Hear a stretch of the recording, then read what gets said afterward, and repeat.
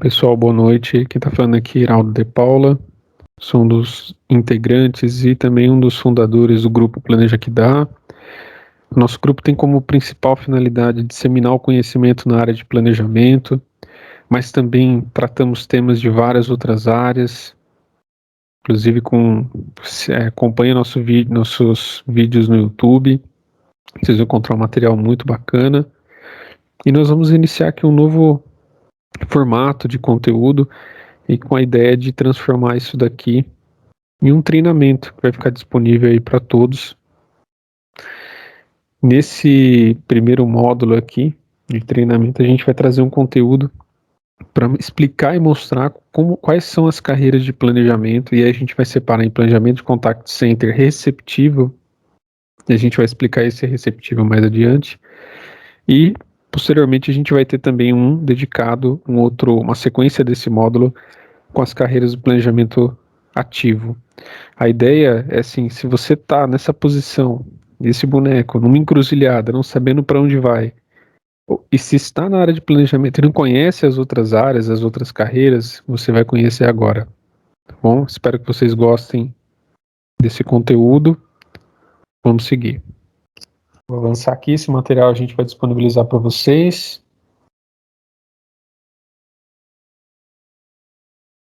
Para a gente poder falar sobre carreiras de planejamento, né? Planejamento de contact center, a gente precisa antes compreender o que é o contact center, né? O que é, quais são as principais áreas de um contact center, quais áreas envolvem operações, quais as formas de atendimento. Aí um item novo que nós trouxemos aqui é o que é multicanalidade omnichannel. É um item que assim é só um termo para vocês conhecerem, é um termo técnico.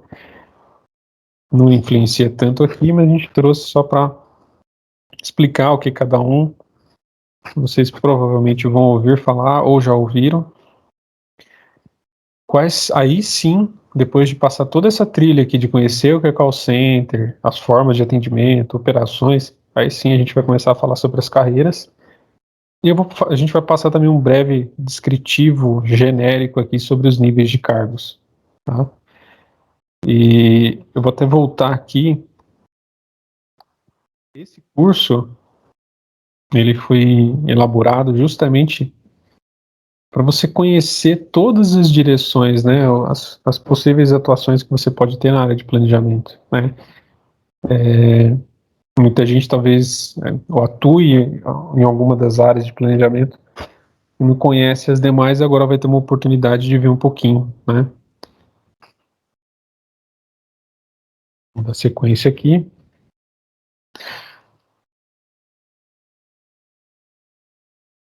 O que é então o contact center, né? O termo antigo aqui era o call center, né, ou central de contatos. Por que mudou de call center para contact center? Antes, basicamente, se limitava a atendimento telefônico e hoje nós temos diversos tipos de atendimento. Atendimento por e-mail, chat, mídias sociais, né? Então, por isso, que o termo agora é contact center. O contact center, ele tem ele é extremamente importante porque o produto final dele é relacionamento.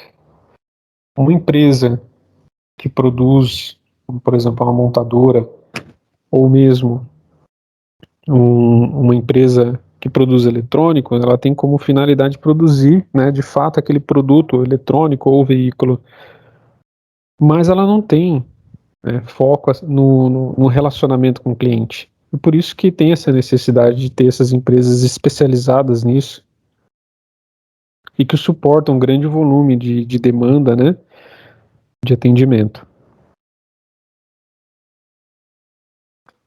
Como eu comentei, né, aqui o item, né, as empresas fornecem serviço ou produto, tem como finalidade entregar o produto, por isso necessitam de outras empresas parceiras que possam fazer o relacionamento com o cliente final.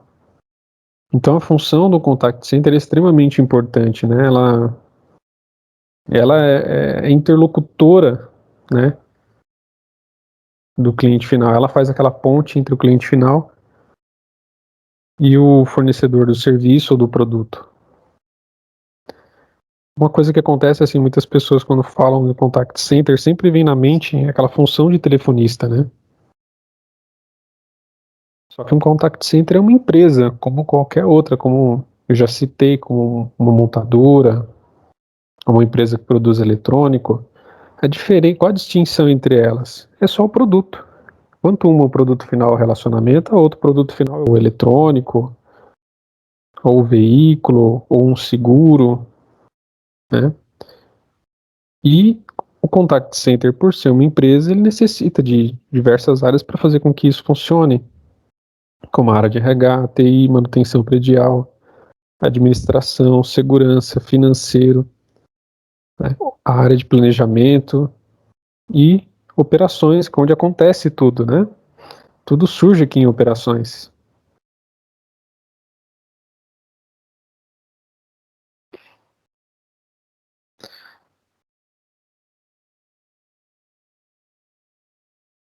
Quais áreas envolvem operações, né? Como eu já disse, né, sempre reforçando aqui que o produto final do contact center é o relacionamento, é nesse ponto que o operador, ou analista de atendimento, ou consultor de relacionamento, ele tem uma função importante, pois ele é o cartão de visitas da empresa, é ele que vai fazer que é a imagem para o cliente quando está ligando, ou quando está acionando a empresa, quando necessita de algo, né, seja um suporte, seja uma dúvida, ou mesmo uma reclamação, né, ele é o agente interlocutor da empresa contratante. E para que isso funcione corretamente, esse interlocutor ele precisa de uma equipe que o apoia, né? E que tipo de apoio vai ser? Então, o teleoperador faz parte de operações, ele tem uma equipe em operações que vai assessorar ele, um monitor de qualidade, que vai auxiliar com o script, que vai acompanhar a qualidade do atendimento, o supervisor que vai estar instruindo ele, o coordenador, o gerente. Então, nós temos aqui um staff de apoio direto àquele operador e temos a área de planejamento. A área de planejamento aqui, por enquanto, eu vou estar falando somente sobre os passos dela, porque carreiras a gente vai falar mais à frente. Então você tem o forecast, que é a mesma coisa que previsão, né? Prever o volume, quanto vai tocar, dimensionar, que é avaliar a quantidade de agentes necessários para atender aquela demanda a cada intervalo. Temos a escala, onde é feita a escala de trabalho, onde define quais são os dias de trabalho, os dias de folga. Temos um acompanhamento de tempo real, que é para garantir que tudo que foi previsto aconteça, que caso apareça algum problema, ocorra algum incidente, aquele incidente tem que ser contornado. E por fim, relatórios que acompanha tudo, né, e traz novas visões para melhorias, né? A gente já está falando mais à frente sobre cada um destes. Então, o teleoperador ele tem esses dois times de staff aqui apoiando ele. Embora muitos vão pensar que não, mas sim, porque quem atende, quem é a pessoa que está lá na PA mesmo, que é o cartão de visitas, é o teleoperador. Para que ele atenda da forma correta e tudo funcione como deve, é necessário ter esse time que o apoie. Bom, como eu já falei, as carreiras a gente vai falar um pouco à frente, né? A gente vai chegar lá. Quais são as formas de atendimento, né? As formas de atendimento, nós temos basicamente dois modelos, né? Ou eu vou receber a demanda, ou eu vou entrar em contato com o cliente, que no caso seria fazer um ativo. Então, inbound é a mesma coisa que receptivo, tá? Muita gente já pode ter ouvido esse termo inbound, ficou na dúvida sobre o que era, mas enfim, é receptivo, e o outbound é o ativo. Então, basicamente, a demanda ela vai ser receptiva ou ativa, mas ela pode acontecer de diversos modos. Pode ser voz, pode ser texto. Pode acontecer de diversas mídias. Eu posso receber por telefone, pode ser um chat, pode ser um e-mail, ou pode ser até mídias sociais, né? E além de ter esses modelos de demanda, essas formas de atendimento, nós ainda temos algumas áreas de apoio no atendimento, como back-office, auditoria, que ficam assessorando e apoiando para que aquele atendimento ocorra da melhor maneira. Então, auditoria e back-office fazem parte do atendimento, pode ter outros nomes, outras células, que de fato talvez não falem diretamente com o cliente, mas ficam por trás lá no atendimento dando apoio. Nós temos também formas de atendimento que são o saque, venda, suporte técnico, reclamações, dúvidas, aí são as formas de acionamento que esse cliente vai entrar em contato com o contact center para tirar uma dúvida, para reclamar, pedindo um apoio no suporte técnico, para comprar um produto, enfim. Bom, eu vou dar um tempo aqui, agora a gente vai falar um pouquinho aqui sobre multicanalidade ou omnichannel, né? Então, como agora você já conheceu as formas de atendimento, a multicanalidade e o omnichannel basicamente são as mesmas coisas com uma única diferença. Multicanalidade ou omnichannel é uma evolução do call center, né? É a evolução, inclusive, do próprio contact center.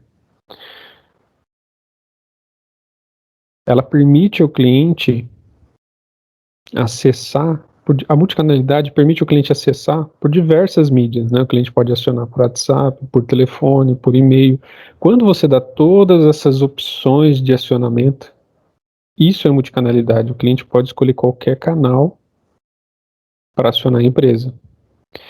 Quando a gente fala do omnichannel, é a mesma coisa. O cliente tem todas as opções de acionamento, só que quando ele opta por um, por exemplo, por telefone, e depois ele quer prosseguir com aquele atendimento em outra mídia, como por exemplo o WhatsApp ou mesmo o e-mail, e existe uma integração, ou seja, aquele atendimento que foi no telefone, ele pode ser dado sequência por outra mídia, como o WhatsApp. Nesse caso ocorre o omnichannel. A palavra omni, no grego, significa todos. São todos canais. Então, como está escrito aqui, o omnichannel é permitir a multicanalidade, mas o cliente pode ser atendido por qualquer uma das mídias de atendimento. Exemplo, o cliente aciona por telefone, mas depois acompanha pelo WhatsApp e pode inclusive enviar também um e-mail ou mesmo retornar ao telefone, o que eu acabei de dizer a vocês, como por exemplo, um exemplo disso é quando você aciona uma seguradora por telefone e depois da sequência o atendimento pelo WhatsApp. Isso é o omnichannel.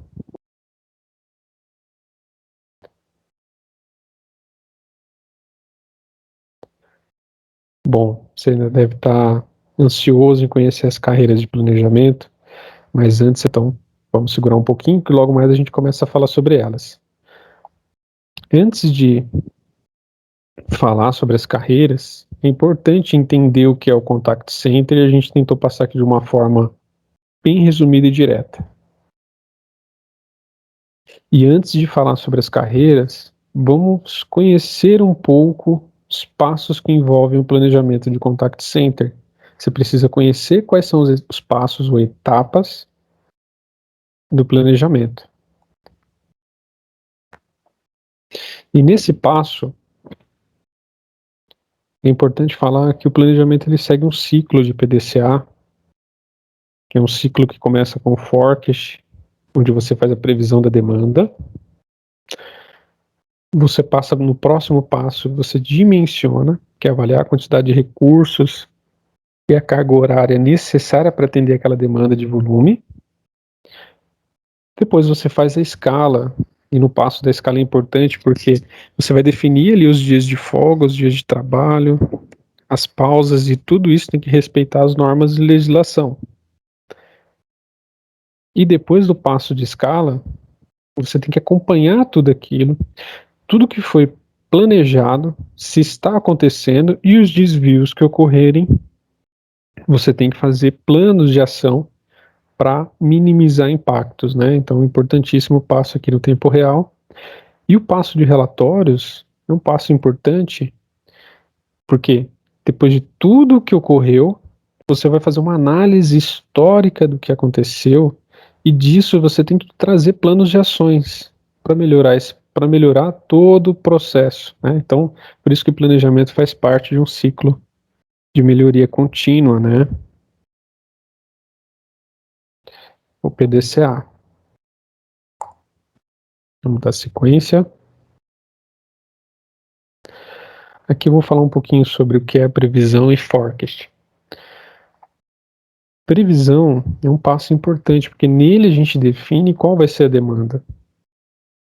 Então, uma previsão errada pode impactar totalmente no atendimento, que vai impactar inclusive na satisfação do cliente.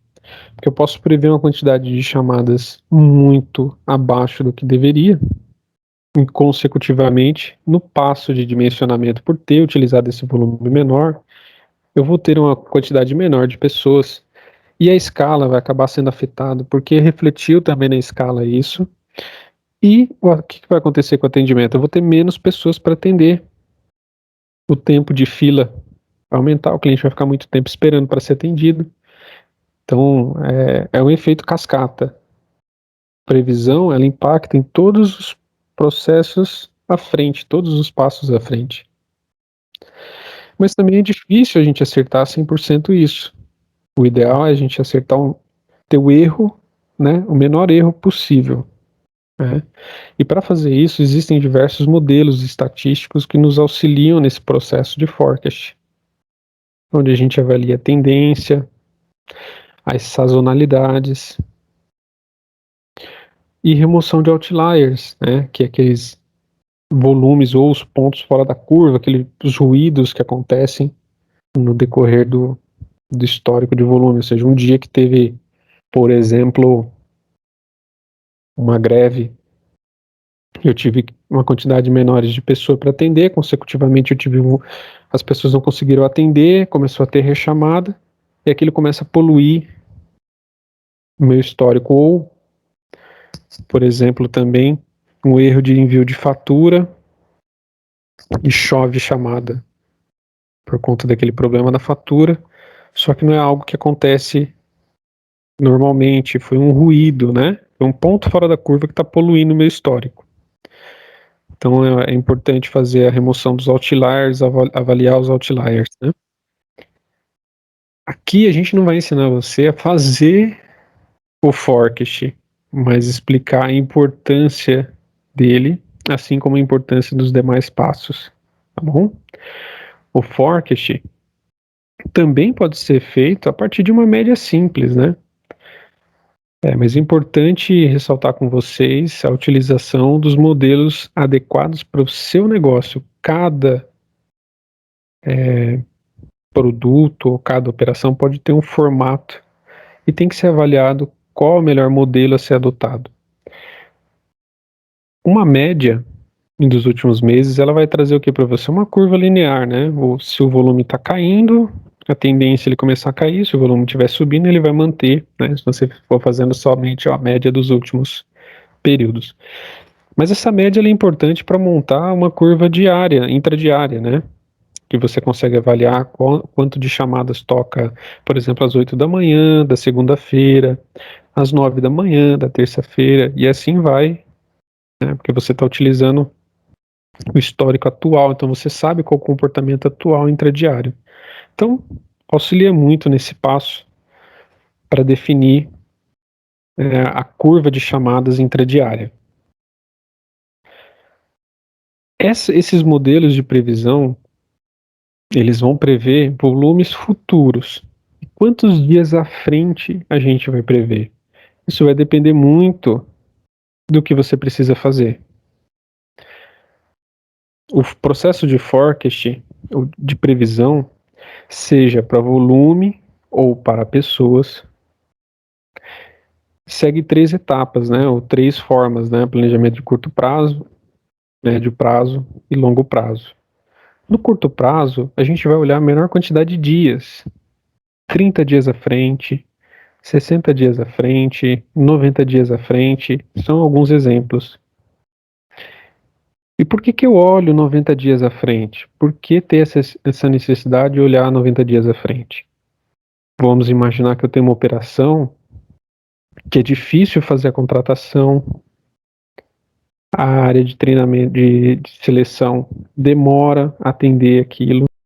Não é uma ineficiência do RH que faz com que seja necessário contratar, acionar o RH com um tempo de antecedência. Essa antecedência é necessária por conta das dificuldades que ocorrem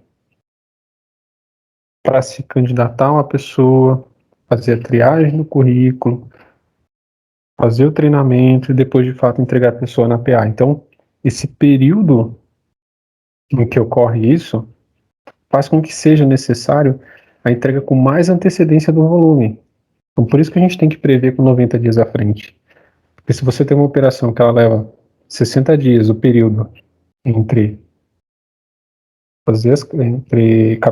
captar currículo, fazer entrevistas, fazer treinamento para depois esse período estar entregue na PA, não dá para fazer com menos de 90 dias. Você tem que ter esse período, essa margem de segurança. Então esse é um exemplo da necessidade do porquê ter essa quantidade de dias à frente, né? No médio prazo, a necessidade pode ser com 6 meses, talvez você precise saber como é que vai estar daqui a 6 meses o volume, ou daqui a um ano, ou nos próximos anos. Quando é um modelo de longo prazo anual, ele é muito utilizado no planejamento financeiro, né? Para saber se eu preciso criar uma unidade, fechar uma unidade, aumentar a PAs. Então essa é a necessidade de ter o forecast com essa antecedência. As sazonalidades aí, nós colocamos só aqui embaixo, porque às vezes gera um pouco de confusão. Sazonalidade é aquele comportamento que acontece em um determinado período do ano. Pode ser em um mês, ou pode ser em um semestre, em um trimestre, em um bimestre do ano, que é influenciado por datas festivas, pelas estações do ano, como, por exemplo, as operações do setor de energia, que sofrem muito nos períodos mais chuvosos. Então, comportamento sazonal nos períodos chuvosos. Tá? Vamos dar sequência aqui. Então, aqui a gente entendeu um passo extremamente importante, que é a previsão, ou forecast em inglês. O passo seguinte é o passo de dimensionar. Então, agora que eu sei a demanda, eu sei o volume, eu preciso saber quantas pessoas serão necessárias para atender um TMA, para atender um nível de serviço, qual a quantidade de indisponibilidade, que eu já vou explicar para vocês o que são esses indicadores TMA, nível de serviço e indisponibilidade. E assim como eu tinha comentado anteriormente, né, a necessidade de ter o forecast, o modelo de previsão de curto, médio e longo prazo também se aplica para pessoas, né? Que assim como eu tenho que saber o volume, eu preciso também saber quantas pessoas serão necessárias. Antes da gente começar a falar sobre dimensionamento, antes da pessoa de fato fazer um dimensionamento, ela precisa ter algumas informações que são extremamente importantes, que é qual a carga horária dos funcionários, carga horária, ou seja, quantas horas ele vai trabalhar no dia, quais são as normas e as leis aplicadas àquela operação, qual o tempo de improdutividade esperado, qual o tempo médio de atendimento, que é o TMA. Então é importante ter essas informações. Aqui, novamente, reforçando, nós não vamos ensinar você a dimensionar. Vamos falar sobre a importância desse passo para depois você entender qual carreira de planejamento se encaixa nesse passo.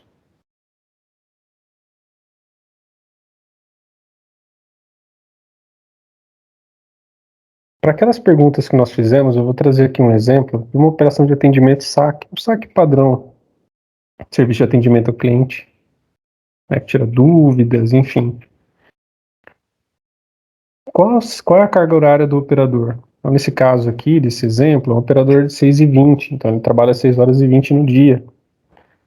Por ser um atendimento SAC, se aplica a ele a NR17, uma normativa É uma normativa que fala sobre ergonomia, extremamente importante. A gente tem, inclusive, uma apresentação que a gente fala sobre a NR17. Pode procurar no nosso canal, depois a gente disponibiliza um material sobre isso. Além dela falar sobre ergonomia, ela também fala sobre os tempos que o agente tem de direito de pausas, que a gente vai responder na pergunta seguinte. E tem a CLT que é a consolidação das leis trabalhistas, né, que ela que rege como serão as folgas, né, a quantidade máxima de dias trabalhados na semana. O funcionário, nesse caso aqui, desse exemplo de saque, ele vai ter um domingo no mês e uma folga semanal. Ou seja, ele vai ter uma folga por semana e um domingo no mês. Faltou só adicionar aqui um item importante, que é a quantidade de dias consecutivos. No caso, uma folga semanal, uma semana tem 7 dias, então 6 dias consecutivos e descansa no sétimo. Tá? Qual o tempo de improdutividade esperado? Esse tempo de improdutividade esperado que está aqui, então o funcionário tem 6 horas e 20 da jornada, mas ele não atende 6 horas e 20. Tem um período dessas 6 e 20 que é improdutivo. Improdutivo porque a própria NR17 já pede para o operador, ele tem o direito de 2 pausas de 10 minutos e uma pausa de 20. Então, como eu perco aqui 2 pausas de 10 mais uma de 20, são 40 minutos. E ele tem 6 horas e 20, que é a mesma coisa que 380 minutos.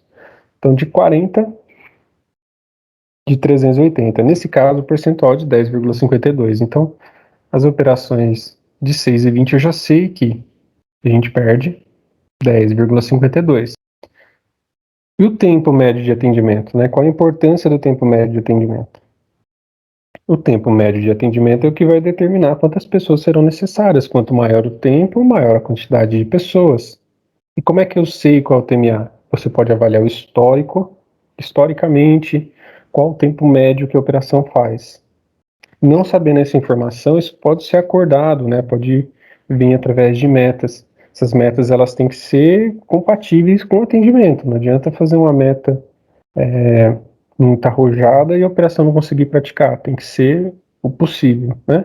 Por isso a importância de avaliar sempre o histórico. Quando não tem, aí é a forma de trabalhar com uma meta. Então aqui eu já expliquei para vocês a importância do dimensionamento e quais são as perguntas que a gente tem que responder antes de começar a fazer, de fato, né?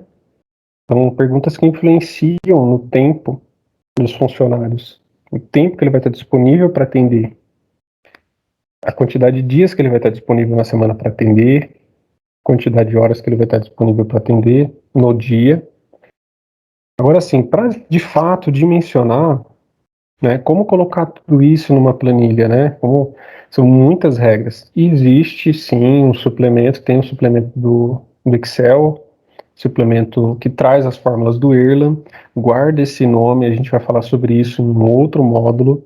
Por aqui só é importante saber isso, que é possível fazer dimensionamento considerando todas essas variáveis. É claro que assim, mais à frente eu falo de uma ferramenta de workforce, mas o workforce é muito importante nisso porque ele ajuda. Bom, lá atrás eu falei para vocês de 3 indicadores, né? TMA, nível de serviço e indisponibilidade. Viu? Não foi a improdutividade. A gente falou ainda há pouco da improdutividade, que é o tempo que a gente não está disponível para atender, mas eu vou falar para vocês de indisponibilidade mais adiante. TMA é o tempo médio de atendimento.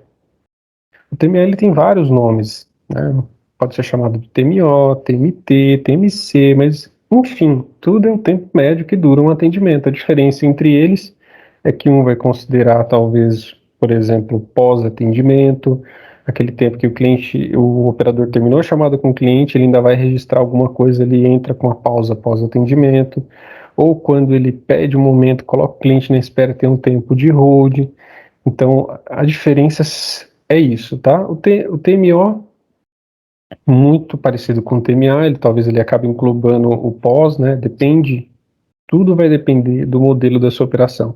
O importante é saber que essas 4 nomenclaturas, TMA, TMO, TMT, TMC, tudo se refere ao tempo médio do atendimento. O tempo médio de tratativa é muito chamado nas operações de back-office, né, como ele não está falando com o cliente, mas ele tem um tempo médio para tratar aquela demanda do cliente, né?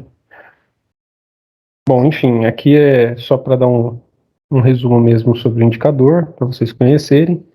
O nível de serviço, que é o próximo que a gente vai falar, ele é o objetivo sempre esperado, né? A central, como novamente voltando ao nosso exemplo da operação de saque, a lei de saque define que o atendimento tem que ser em até 60 segundos. Então, o cliente ligou, tem até 60 segundos para ser atendido. Então, esses 60 segundos é a nossa espera aceitável. E o nível do serviço é o quê? Se eu pego todas as chamadas que eu atendi até a espera aceitável e divido pelas chamadas recebidas, eu tenho um nível. Mas esse nível também pode ser calculado tirando das chamadas recebidas as chamadas que foram abandonadas até o limiar aceitável, porque o cliente ele tem que esperar até aqueles 60 segundos. Se ele abandonou antes, de certa forma, não deveria impactar o nível de serviço. Então, há essas distinções, depende da sua operação. Enfim, para você saber, o nível de serviço é atendidas até o limiar dividido pelas recebidas. Com essa ressalva, que tem que ser avaliado na sua operação, se desconsidera na recebida, abandonada até a espera aceitável também. Muitas operações fazem isso, tá? Novamente aqui, esses slides são somente para explicar para vocês alguns indicadores. A indisponibilidade é extremamente importante saber, a gente ter conhecimento do quanto que a gente perde, por exemplo, com as previstas e as não previstas, tá? A indisponibilidade é aquela perda que eu tenho com a escala e o tempo trabalhado. E ela é dividida entre prevista e não prevista. A prevista são aquelas que eu consigo prever, que eu consigo avaliar, inclusive pelo meu comportamento, como férias, licença, treinamento, reunião. Então, eu tenho um percentual que eu sei que eu perco de férias, um percentual que eu sei que historicamente a operação faz de licença. Agora, tem aquelas que eu não consigo prever,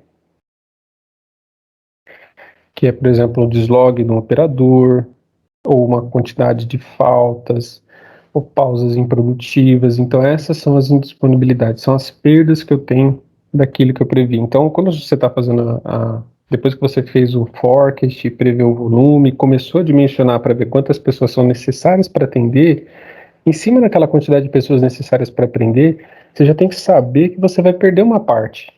Por isso que é importante ter conhecimento do percentual de indisponibilidade que você tem na operação.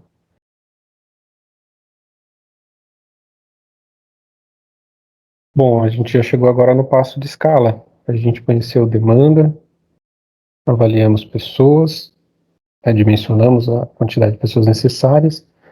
Depois que eu fiz todo esse cenário, eu preciso fazer com que isso se realize de fato na operação. De que forma?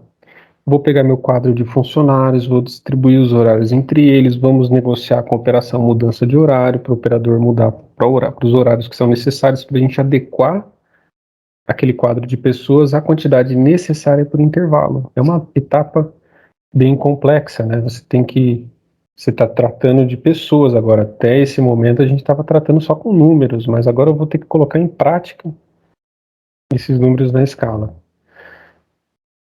E é uma etapa que você tem que fazer também com que ela garanta o cumprimento da legislação, né? Respeitando a quantidade de dias consecutivos trabalhados, a quantidade de folgas semanais, as pausas do operador também tem que respeitar, né, os intervalos de pausa. Então é um passo extremamente importante e assim, nesse passo a gente traz aqui um indicador, né, um termo, né, que é o DU. A gente vai falar disso em um outro momento, né? Não é esse agora, mas eu vou trazer esse tema só para você já guardar. O DU ele nada mais é do que um peso que eu tenho do dia sobre o mês. Quanto aquele dia representa sobre o mês. Eu também tenho esse peso na semana, o quanto aquele dia da semana representa sobre aquele dia representa sobre a semana, tá? E é nesse passo que é importante a gente saber a necessidade de ter conhecimento do DU. A gente trouxe aqui um exemplo que é assim, sabendo que o volume do sábado representa 60% e o domingo 40%, a gente pode afirmar que todo o quadro pode folgar no final de semana. Por quê? Eu estou dizendo assim, que a minha demanda do sábado e do domingo, somando as duas, dá 1. Então eu posso, o meu quadro de pessoas, ele representa 100%. Então eu posso ter 40% folgando no sábado e 60% trabalhando no domingo, por exemplo, tá? Quando eu tenho uma necessidade maior no sábado e no domingo e a soma deles passa de 1, significa o quê? Que eu não vou poder ter tanta folga no final de semana, que se eu dou mais folga no final de semana, eu não vou ter pessoa suficiente para atender. Tá? E aí, nesse caso, eu vou ter que pôr folgas na semana e ter menos folgas no final de semana. Então, guarda essa informação do DU que a gente vai tratar dela num outro momento. A gente só está aproveitando o ensejo do tema escala para falar sobre isso, tá? Então, a gente até agora já fez um apanhado de, né, sempre recapitulando aqui. Trabalhamos forecasting, trabalhamos dimensionamento, entendemos a importância da escala. Quanto à escala, aí assim, todos esses passos que a gente falou até agora, eles são atendidos por uma ferramenta, né? Tem uma ferramenta de mercado, que é a ferramenta de Workforce, e ela serve para automatizar esses processos, e ela possui diversos módulos que atende todo esse ciclo de PDCA. É uma ferramenta extremamente importante, porque ela vai trazer a curiosidade de entrega, né? Você vai ter uma entrega com mais acurácia. Mas é possível fazer esses passos de forma manual. Só friso aqui a importância de ter um workforce. Se você tem um workforce na sua operação e não utiliza, tenta entender tudo que ele pode trazer para você e passe a utilizar. Conhece essa ferramenta, porque é uma ferramenta que há muitos anos existe no mercado, só que as pessoas acabam ficando presas ao processo manual e e acaba não aproveitando essa oportunidade de poder focar em análise, de poder trazer melhorias para as escalas e fica fazendo o processo na mão, né? Vou avançar aqui. Chegamos no passo do tempo real. Então, passo importante, porque até agora a gente fez previsão. E o tempo real é aquele que fica no calor do momento, e muitas vezes ele é chamado de bombeiro da situação, porque ele fica resolvendo problemas que ocorrem no dia a dia, né? E os problemas que geralmente se encontra lá, às vezes uma falta de pessoas que não estava previsto para aquele intervalo, ele tem que fazer alguns planos de contingência que a gente vai falar mais à frente. Então, esse passo é o passo do controle de fato. Agora que a gente sabe o volume previsto, a quantidade de pessoas necessárias, vamos garantir que esse planejamento seja respeitado. De que forma a gente pode fazer isso? Garantindo o controle de filas, que tenha a quantidade de pessoas certa para atender cada fila, e acompanhar os desvios, como eu comentei agora, né? A gente separou aqui alguns pontos importantes em tempo real, que são buscar ao máximo a garantia de que o que foi planejado seja realizado, de que modo é feito isso, garantindo que alguns indicadores sejam respeitados, utilizando alguns mecanismos como contingência, uma fila está tendo muita falta de pessoas, coloca outra fila para ajudar. Se eu estou tendo problema aqui para esse dia, já tento entender se no dia seguinte também vai acontecer, para você já fazer planos de solicitação, talvez de horas adicionais da operação, né? entender quais foram os motivos desses desvios, né? Quais foram os causadores desses desvios. E esses desvios, entender se ele é um motivo interno ou externo, motivo interno, externo. A gente vai explicar isso para vocês no módulo de tempo real, separado. Mas o externo é, por exemplo, quando tem uma greve, o interno é quando talvez uma falta de treinamento dos operadores. São motivadores que são internos da operação ou externos, que não tem como você prever ali, porque são fatores de fora.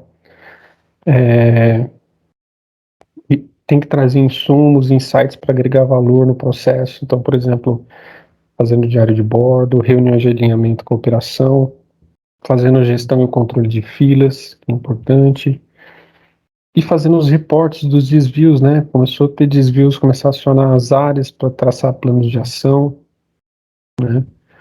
Então, o tempo real tem que deixar de ser o bombeiro nessa situação e passar a trabalhar de forma mais proativa. A gente vai tratar isso num módulo específico de tempo real, e aqui é só para mostrar para vocês o que é esse passo. O passo é o seguinte, é o passo muito importante, que é o passo de EMAS. É nesse passo que a gente avalia tudo o que aconteceu, faz análise do desempenho, demonstra isso em relatórios. Ele tem como finalidade trazer indicadores padronizados, indicadores que mostrem como medir a eficiência da operação. Então é importante, a área de mais ela tem que ter todos os indicadores listados, padronizados, e esses indicadores eles têm que trazer insights, trazer visões, né, visões que auxiliem na tomada de decisão. É um passo extremamente importante. E a área de EMAES agora, no momento mais atual, ela está muito próxima de outras áreas, como a área de BI, né, com soluções de Business Intelligence, a parte de Data Science, com visões, com modelos estatísticos para fazer análises, como histograma, quartil. Então, é uma área que ela está evoluindo muito, né? Bom, a gente já viu bastante coisa até agora, né? Agora que você viu os passos, ou melhor, os processos da área de planejamento, vamos conhecer as áreas. Então, até agora você conheceu quais são os passos. É importante primeiro passar os passos para depois falar sobre a área. A área de planejamento, ela possui algumas divisões. Esse treinamento, desculpa, ele está focado em operações executivas, mas a gente vai fazer um módulo complementar falando sobre operações ativas, tá bom? Então, como eu já disse, existe essa divisão entre planejamento receptivo e planejamento ativo. A diferença é por conta dos passos que mudam um pouco, tá? E mais à frente a gente vai trazer um spoiler para falar sobre operações operações ativas.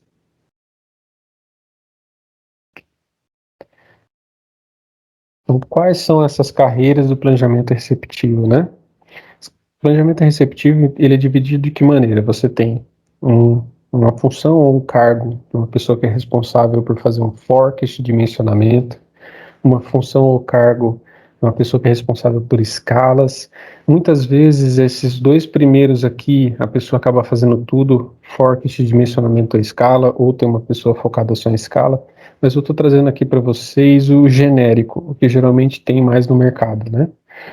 Nós temos uma função de tempo real, que muitas vezes é chamada de control desk, e nós temos a função de EMAES. Então,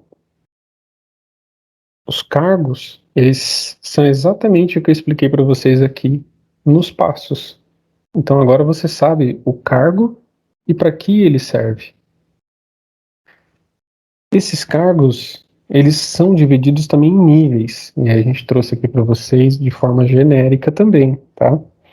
Esses níveis, eles são júnior, pleno e sênior. A divisão entre eles, né, o que se espera de cada um deles é o nível de maturidade. É o nível de maturidade que faz essa divisão. O júnior, ele tem um conhecimento base necessário, até para poder começar, ou muitas vezes ele está ali também em formação, ele tem habilidade, tudo isso está em processo de evolução, né? Esse conhecimento é em processo de evolução. Falta para ele aprimorar o conhecimento e a habilidade de conduzir situações. Então, por isso que é júnior. O pleno, ele tem o conhecimento, domínio de atividades, mas falta ainda aprimorar a capacidade de liderança. Essa liderança aqui não é ser chefe, tá? Essa liderança aqui é liderar a situação. Quando ocorre um determinado problema, como, por exemplo, eu tenho um problema numa URA, eu tenho um problema com um atendimento que trava, aquela pessoa ela vai lá para resolver, ela abre um chamado, ela começa a, a tomar conta ter atitude de dono da situação, né, de liderar a solução. Então ele já está com um formato pleno, esse profissional. Já o sênior, ele tem conhecimento, domínio de atividade, e ele tem essa capacidade já de liderança para resolver as situações do dia a dia. Muitas vezes o sênior acaba sendo o braço direito do coordenador, do gestor dele. Ele se sente dono da situação e ele resolve. Então, até agora a gente passou para vocês que são as carreiras e os níveis de cargo que existem que existem nessas carreiras, né? Bom, tudo isso foi passado para que você tenha a oportunidade de conhecer o que é a área de planejamento de fato, ter conhecimento sobre os passos, o que é o Contact Center. E se você está atendendo hoje, se você é um teleoperador e tem vontade de conhecer essa área, saiba que a maioria das pessoas que estão na área de planejamento, inclusive muitos diretores, iniciaram no atendimento. Então espero que esse vídeo tenha te ajudado, espero que tenha auxiliado a conhecer um pouco sobre as áreas de planejamento. E aqui eu vou trazer o spoiler que eu comentei com vocês, né? A área de ativo, ela é muito parecida, né? Você tem uma avaliação de análise histórica, só que aqui você define estratégia, carrega mailing, monitora o agente. É um pouco parecido, mas a gente vai tratar isso num outro módulo, tá? O módulo complementar é esse. Bom, espero que você tenha gostado do vídeo.